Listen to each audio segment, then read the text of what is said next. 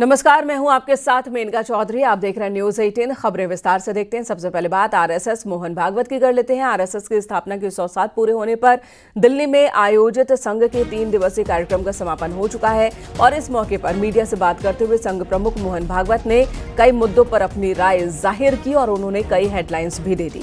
उन्होंने अपनी retirement, BJP संघ के रिश्ते, घुसपैठ और इस्लाम पर बात की। 75 साल में रिटायरमेंट पर उन्होंने कहा कि मैंने कभी नहीं कहा कि मैं 75 साल की उम्र में रिटायर हो जाऊंगा या किसी और को रिटायर होना चाहिए।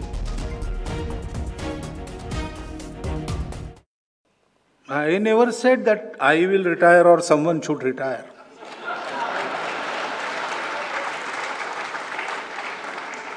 In Sangha, we Swayamsevaks, we are given a job, whether we want it or not. So, if I am 80 years old and Sangha will tell me, go run a shakha, I will have to go. I cannot say I have completed 75 years, I want to enjoy the retirement benefits. No, there is no benefit in Sangha. And even if I am 35, Sangha may say, you sit in the office. This is not for retirement of anybody or myself. We are ready to retire any time in the life. And we are ready to work as long as Sangha wants us to work. That is the thing. इधर BJP और संघ के बीच संबंधों पर भागवत ने कहा कि कहीं कोई झगड़ा नहीं, बीजेपी में सब कुछ संघ तय करता है। ये बात गलत है। हम सलाह देते हैं, सरकार अपना काम करती है। मतभेद हो सकते हैं लेकिन मनभेद बिल्कुल नहीं है।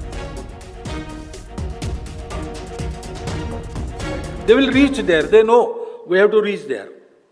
But they cannot go straight away to that spot. So all these things, they create an appearance there is struggle or there is quarrel rather than. Struggle might be there, but there is no quarrel. Goal is the same. Good of our country, good of our people. If that understanding is there, there is always coordination. And we have that understanding in our Swayamsevaks. So there might be opinions also. It is not required that myself and Dattaji should think on the same lines. But we will discuss, we form a consensus, and together whatever we decide, whether it is according to my opinion or against my opinion, this collective decision I will follow. When that nature is there is no quarrel. तो मतभेद के मुद्दे क्या है? मतभेद के कोई मुद्दे नहीं होते। इश्यूज में मतभेद होता है, सबका होता है। हमारे यहाँ मतभेद के विचार कुछ हो सकते हैं, मनभेद बिल्कुल नहीं है। और एक दूसरे पर विश्वास है कि जो प्रयत्न कर रहे हैं वो प्रामाणिकता से कर रहे हैं, निस्वार्थ बुद्धि से कर रहे हैं। क्षमता अपनी अपनी है, परिस्थिति अपनी अपनी है। अलग अलग चलेंगे तो भी अलग अलग जाना नहीं है, सबको एक जगह जाना। हॉकी के जादूगर पद्म भूषण मेजर ध्यानचंद की जयंती है आज का दिन राष्ट्रीय खेल दिवस के रूप में मनाया जाता है और इस मौके पर सीएम योगी आदित्यनाथ लखनऊ में सहायक खेल प्रशिक्षकों को नियुक्ति पत्र बांटेंगे और नेशनल चैंपियनशिप में राज्य के 88 पदक विजेता खिलाड़ियों को पुरस्कृत करेंगे। सुबह 10 बजे से Padmashri Mohammad Shahid synthetic hockey stadium में ये कार्यक्रम होगा और इसके बाद सीएम योगी राज्य निर्वाचन आयोग के कार्यालय भवन पहुंचेंगे और वहां पर शिलान्यास करेंगे।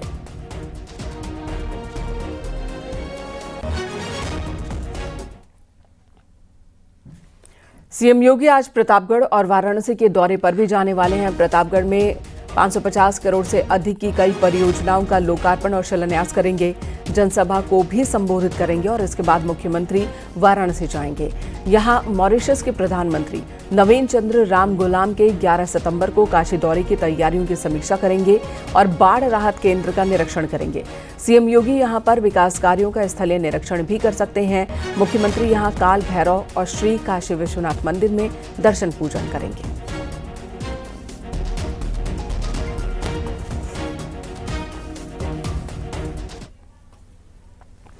राहुल तेजस्वी के मंच से पीएम और उनकी मां पर अभद्र टिप्पणी के मामले में सीएम योगी ने राहुल तेजस्वी पर बड़ा हमला बोला। उन्होंने कहा कि ऐसी भाषा राजनीतिक मर्यादा का पतन है। ये पीएम का नहीं बल्कि 140 करोड़ भारतीयों की भावना का अपमान है। और आरजेडी के मंच से बिहार के अंदर आदरणीय प्रधानमंत्री श्री नरेंद्र मोदी जी के प्रति जिस प्रकार की अभद्र और अशिष्ट नारे लगाए गए हैं, अत्यंत निंदनीय और राजनीति के गिरते हुए अमर्यादित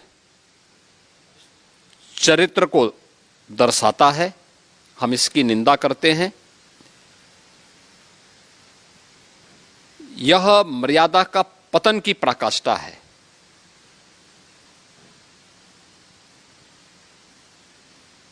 हर व्यक्ति इस बात को जानता है कि एक मां ने अपने असाधारण संघर्ष और संस्कारों के माध्यम से एक ऐसे पुत्र को गढ़ा जिसने अपने आप को राष्ट्र माता के लिए समर्पित कर दिया। माता से प्राप्त संस्कारों और संघर्षों ने जिन्हें न केवल देश का बल्कि दुनिया का सबसे लोकप्रिय जन नेता बनाया है। गठबंधन के मंच से इस प्रकार की अमर्यादित भाषा 140 करोड़ भारतवासियों का अपमान है। निश्चित ही बिहार की जनता इंडी गठबंधन के नेताओं के द्वारा प्रयुक्त किए जा रहे इस प्रकार के अमर्यादित आचरण का जवाब लोकतांत्रिक तरीके से देगी वहां पर, और आने वाले समय में इस प्रकार के अमर्यादित आचरण करने वाले लोगों को पूरी तरीके से खारिज करने का कार्य करेगी। क्योंकि कोई भी सभ्य समाज इस प्रकार की भाषा को स्वीकार नहीं कर सकता। इसके लिए कांग्रेस के नेताओं को, आरजेडी के नेताओं को देशवासियों से माफी मांगनी चाहिए। जिस प्रकार की अभद्र भाषा का प्रयोग उनके मंचों से हो रहा था, और मुझे नहीं लगता है कि इसको कोई भी भारतीय स्वीकार करेगा। यह आचरण अत्यंत निंदनीय है,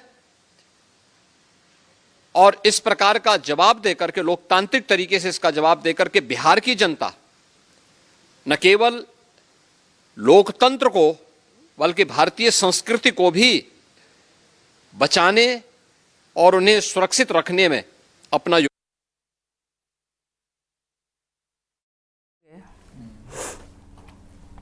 उधर कन्नौज के पूर्व सांसद सुब्रत पाठक ने राहुल गांधी और तेजस्वी यादव के खिलाफ शिकायत की।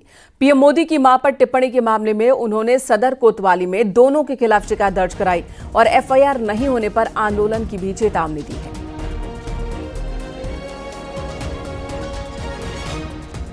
कभी राहुल मोदी जी को गाली, मोदी जी के माता जी को गाली, मोदी जी के पिताजी को गाली, मोदी जी की जाति को गाली, और जिस प्रकार से निम्न स्तर की भाषा का प्रयोग राहुल गांधी जी के लिए लगातार किया जा रहा है, उससे हम सब देशवासियों की जो आत्मा जो आहत है, हम लोग बहुत दुखी हैं। और निश्चित रूप से इसके ऊपर अगर कठोर कार्रवाई न हुई तो एक देश में एक आंदोलन छिड़ सकता है, क्योंकि इस देश की जनता प्रधानमंत्री श्री नरेंद्र मोदी जी से बहुत प्रेम करती है।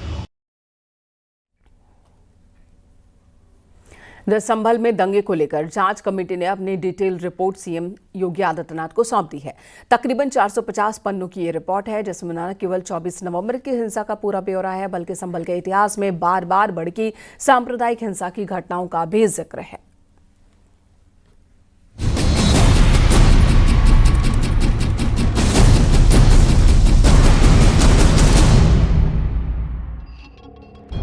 संभल में पिछले साल हुई हिंसा के मामलों में गठित कमेटी ने सीएम योगी आदित्यनाथ को रिपोर्ट सौंप दी है। हिंसा के मामले में करीब 450 पन्नों की रिपोर्ट सीएम को सौंपी गई है। इस रिपोर्ट में न सिर्फ 24 नवंबर 2024 को हुई हिंसा के बारे में बताया गया, बल्कि संभल के इतिहास में कब कब कितने दंगे हुए, उन दंगों में क्या क्या हुआ आदि के बारे में विस्तार से जानकारी दी गई।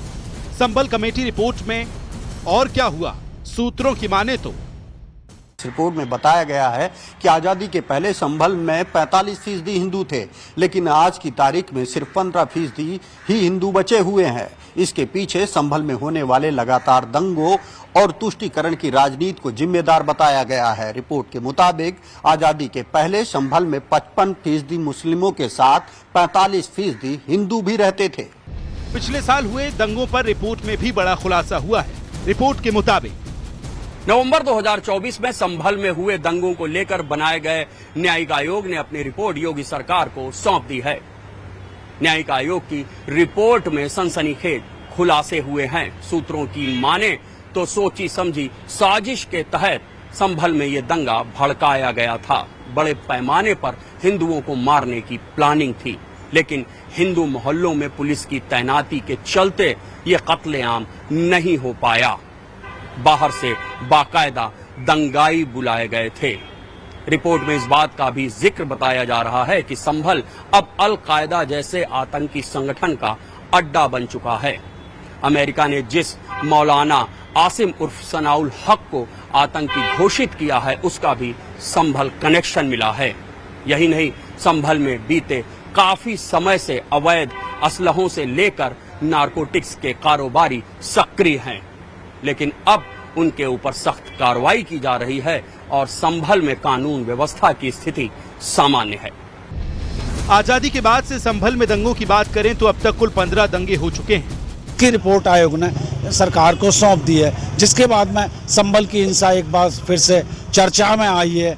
आयोग की जांच में स्पष्ट रूप से कहा गया कि संभल में दंगे हुए हैं, जिससे डेमोग्राफी चेंज हुई। संभल में दंगों का बहुत लंबा इतिहास, 1948 से संभल में दंगे होते आए हैं। यहाँ पर करीब 20 सांप्रदायिक दंगे बताए जाते हैं और 1978 के दंगे में तो संभल में 30 दिन कर्फ्यू लगा रहा था। दरअसल में संभल में सांप्रदायिक दंगों की वजह से डेमोग्राफी चेंज हुई है। यहाँ पर हिंदू तेजी से घटे हैं। शहर में हिंदुओं की आबादी करीब 15% रह गई है। दरअसल साल 2024 में संभल में हुई हिंसा पर उत्तर प्रदेश सरकार ने 3 सदस्यीय जांच टीम बनाई थी। इसमें हाईकोर्ट के पूर्व सेवानिवृत्त जज देवेंद्र अरोड़ा को अध्यक्ष बनाया गया था। रिटायर्ड आईपीएस AK जैन और अमित प्रसाद सदस्य के रूप में शामिल किए गए थे, जिसकी रिपोर्ट में चौंकाने वाले खुलासे हुए हैं। Bureau report, news 18, Uttar Pradesh, Uttarakhand.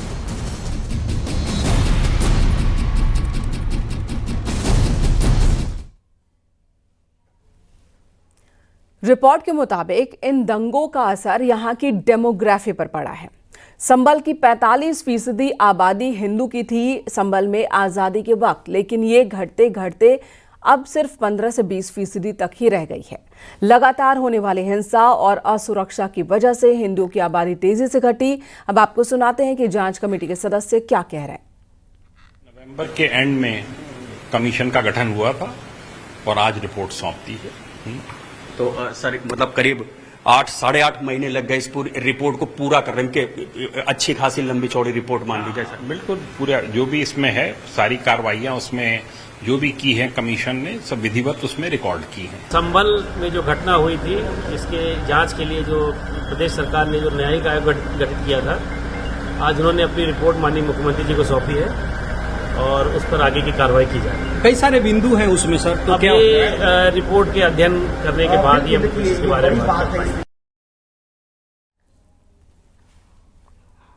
Report के मुताबिक दंगों और तुष्टीकरण की राजनीति ने संभल की डेमोग्राफी को पूरी तरह से बदल दिया। पिछले साल हुए दंगों पर रिपोर्ट में यह बड़ा खुलासा हुआ और अब इस रिपोर्ट पर सियासत भी शुरू हो गई है। आयोग ने जो रिपोर्ट सौंपी है उसमें इस बात का स्पष्ट उल्लेख है कि पूरी तरह से दंगा सुनियोजित था। जो स्थानीय सांसद थे समाजवादी पार्टी के, उन्होंने, और जो इंतजामिया कमेटी थी मस्जिद की, उन लोगों ने साजिश रच करके इस दंगे को कराने का काम किया था। हमारी प्रतिबद्धता उत्तर प्रदेश में हर स्थिति में हम लॉ एंड ऑर्डर को मेंटेन करने को है। हम कानून व्यवस्था को मजबूत करेंगे। किसी को भी दंगा फसाद लाइन ऑर्डर से छेड़छाड़ करने की इजाजत नहीं होगी। जब भी कोई बहुत ही विशेष मुद्दा होता है तो उस मुद्दे से भटकाने के लिए भारतीय जनता पार्टी के लोग या उनका गुट कोई ना कोई इस तरह के प्रकरण करता है जो लोगों के बीच में भ्रम फैला सके और सही मुद्दों से ध्यान भटका सके। ये जो कमेटी बनाई थी योगी सरकार ने बनाई थी, तो योगी सरकार जो कहेगी वही कमेटी रिपोर्ट देगी। तो तमाम रिपोर्टों के पीछे ये इस पूरे एक्सरसाइज के पीछे मकसद यही है कि किसी तरह हिंदू मुस्लिम डिवाइड हो, हिंदू मुस्लिम के बीच में नफरत और घृणा बढ़े।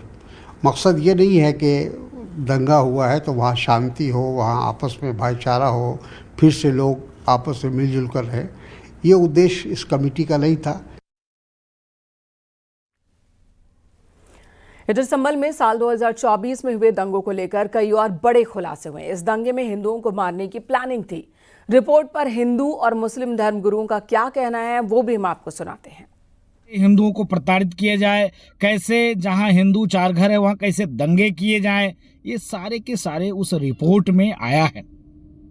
कितनी दुर्भाग्य की बात है। मैं पूछना चाहता हूं कि जो लोग हिंदू मुस्लिम एकता की बात करते हैं वो लोग क्यों चुप हैं, क्यों मौन हैं?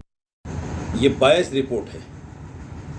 आपको याद होगा महामंदिर के ऊपर जो विवाद हुआ था और कहा गया था इसको ढक दिया गया, इसकी दीवारें खड़ी कर दी गई। मंदिर के पुजारी ने और मुतवल्ली ने सामने आकर ये कहा था कि नहीं, हमें किसी ने यहाँ से नहीं भेजा, किसी ने हमको मजबूर नहीं किया जाने पर हम अपने काम की वजह से दूसरी जगह सेट हो गए हैं। हम दंगों की वजह से या किसी का डराने धमकाने की वजह से नहीं गए हैं। ऐसी तमाम बातें सामने आने के बावजूद इस तरह की रिपोर्ट पेश करना, मैं समझता हूं ये दंगा और नफरत फैलाने वाली रिपोर्ट है। संभल में 1947 में वहां की हिंदुओं की जनसंख्या 45 से 50% थी। आज वहां पर 15% रह गई है। आखिर वो 30% हिंदू कहां चले गए? वहां से भय से निकले हैं। 1978 का वो दंगा जब 209 लोग मारे गए थे और अभी तक तो अनेकों वहां दंगे हो चुके हैं, बार बार दंगे हुए हैं और हर दंगों में हिंदुओं को हानि उठानी पड़ी है, परिवार की हानि उठानी पड़ी है, अपनी संपदा की हानि उठानी पड़ी है। यहां रुकेंगे एक छोटे से ब्रेक के लिए। खबरें ब्रेक के बाद भी जारी हैं।